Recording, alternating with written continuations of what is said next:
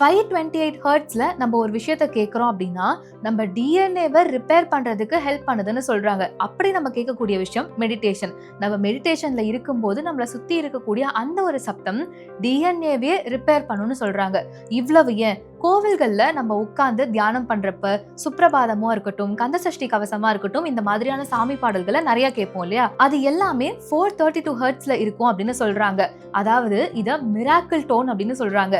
நம்மளுடைய மனசை ரொம்ப சாந்தப்படுத்தி என்ன மாதிரியான கோபங்கள் இருந்தாலும் அதை கண்ட்ரோல் பண்ணி இயற்கையில எந்த அளவுக்கு ஒரு அமைதி இருக்குமோ அதை மனுஷனோட உடம்புக்குள்ள கொண்டு வர சக்தி இந்த ஹெர்ட்ஸ்க்கு இருக்கு அப்படின்னு சொல்றாங்க. அதனாலதான் கோவில்கள்ல போய் உட்கார்ந்து பக்தி பாடல்கள் கேட்கிறப்போ ஏதோ ஒரு விதமான மாற்றத்தை எல்லாருமே உணர்றோம். இது என்னதான் பக்தி சாமின்னு நிறைய விஷயங்கள் சொன்னாலும் சயின்டிபிக்கா இந்த அளவுக்கு ஒரு சூப்பர் பவர் இருக்கு அப்படின்னு டாக்டர்ஸும் சைக்காலஜிஸ்டும் சொல்றாங்க. பொதுவா ஒரு பாட்டு கேட்கிறோம் அப்படின்னா நம்மளோட அவுட்டர் இயர் வழியா அந்த பாடல் உள்ள போகும். நடுவுல இயர் ட்ரம் அப்படிங்கிற ஒரு விஷயத்த கேள்விப்பட்டிருப்போம். நம்ம இந்த பட்ஸ் எல்லாம் எப்படி யூஸ் பண்றதுன்னு தெரியாம கொடையிறோம்னு சொல்லி காதுல ஒரு விஷயத்த டேமேஜ் பண்ணுவோம் இல்லையா, அதுதான் இயர் ட்ரம்.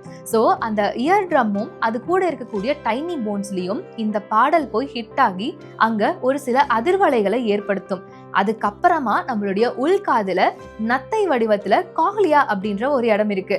அந்த இடத்துல கிட்டத்தட்ட 20,000 இருந்து 30,000 வரைக்கும் ஹேர் செல்ஸ் இருக்கு. அந்த ஹேர் செல்ஸ் தான் இந்த டோன்ஸ் எல்லாத்தையுமே எலக்ட்ரிக்கல் சிக்னல்ஸா மாத்துது.